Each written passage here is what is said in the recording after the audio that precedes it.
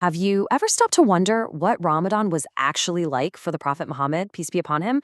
I mean, really, what was the feeling, the atmosphere, beyond just not eating and drinking? Well, today we're going to dive deep into that, using this incredible book by Dr. Muhammad Musa al-Nasser as a roadmap. We're going to try and understand the spirit, the daily rhythm, and the very character of his fast. So let's get right into it.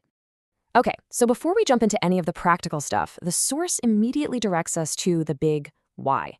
Just look at this verse. The entire purpose, the whole reason for this month-long practice is boiled down to one single goal: to achieve taqwa. Think about that for a second. Every single thing we're about to talk about, every meal, every moment of patience, it's all designed to build this quality of God consciousness. It's the foundation for everything. So how are we going to break this all down? Well, we'll take it in 4 parts. First, we'll dive into the spirit behind the fast itself. Then we'll see exactly how that looked in the Prophet's daily routine. After that, we'll explore the inner character that fasting is meant to shape. And finally, we'll get into some of the practical rulings and concessions that help us apply all this in our own lives. All right, part 1, the spirit of Ramadan. You know, it is so easy to think of fasting as just, well, not eating or drinking, right? But what the Prophet's example shows us time and time again is that the physical part is just the beginning. It's the doorway to something way, way deeper. Let's really zero in on this word, taqwa. It's often translated as fear of God, but it's so much more than that. It's this living, breathing awareness of God's presence in your life. It's that inner compass. And here's the beautiful part. The physical feelings of hunger and thirst are actually designed to be our allies. They're these constant little nudges all day long, reminding us, hey, turn your attention back to your Creator. They're literally there to awaken that consciousness within us. I just love this imagery the source gives us. It says to think of our actions as needing 2 wings to fly. For our fast or any act of worship to even get off the ground, it needs both. The first wing is sincerity, doing it purely and only for God, not for show, not for anyone else. The second wing is following the Prophet's way. You can't just make it up. If one of those wings is missing, the action just stays grounded. It's such a powerful way to think about it, isn't it? Okay, so we've got the spirit, the why, and the right intention locked in. Now let's see how this all played out in a real day. This next section is all about the daily rhythm of the Prophet's fast. And you'll see, this wasn't just some random schedule. Every single part of the day was filled with purpose. A fasting day really has this beautiful 4-part flow. It kicks off with a silent intention made in the heart. Then it's fueled by a blessed pre-dawn meal. The core of the day is defined by those hours of self-control. And it all culminates in that moment of relief and gratitude at sunset.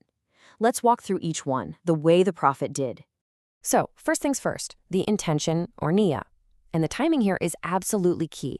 The Prophet taught that for the obligatory Ramadan fast, you have to make that commitment the night before. It's not something you have to say out loud, it's a decision you solidify in your heart.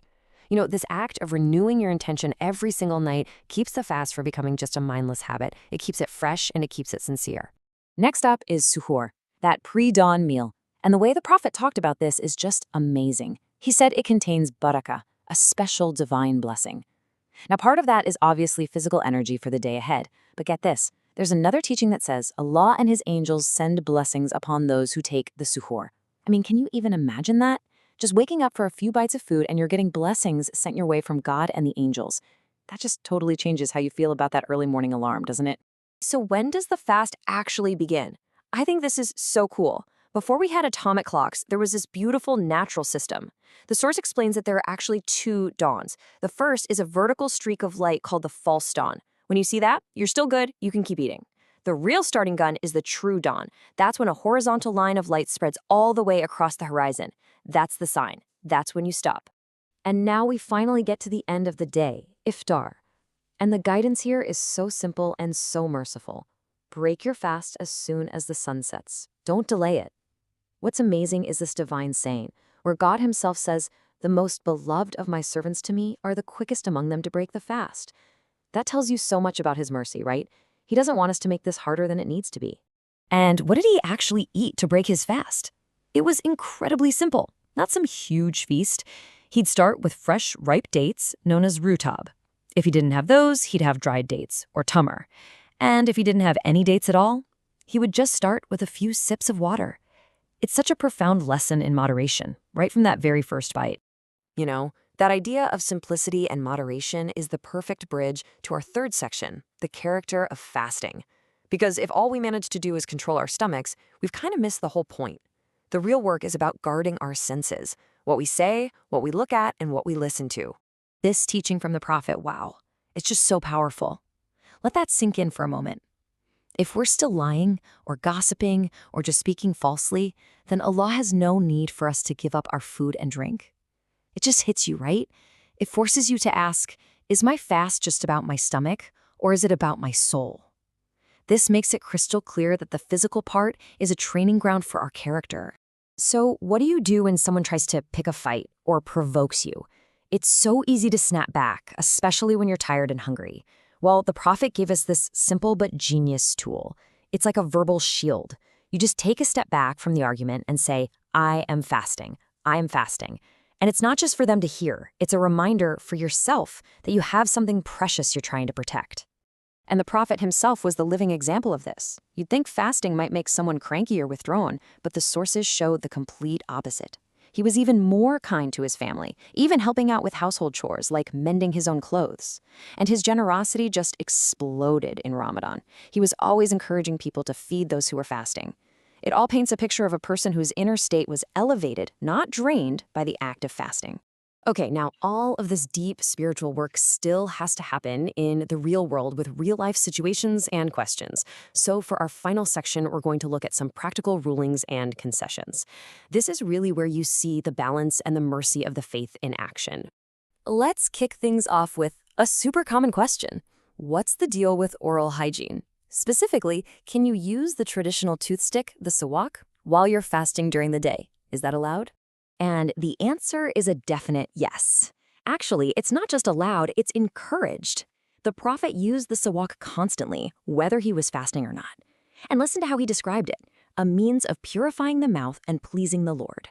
So the focus is on cleanliness and doing things that are pleasing to God. All right, here's another very specific one. What about the therapeutic practice of hijama, or cupping? Since it involves drawing blood from the body, does that break your fast? And the answer to this is also no, it doesn't break the fast. And the evidence for this couldn't be clearer. The Prophet himself had cupping performed on him while he was fasting.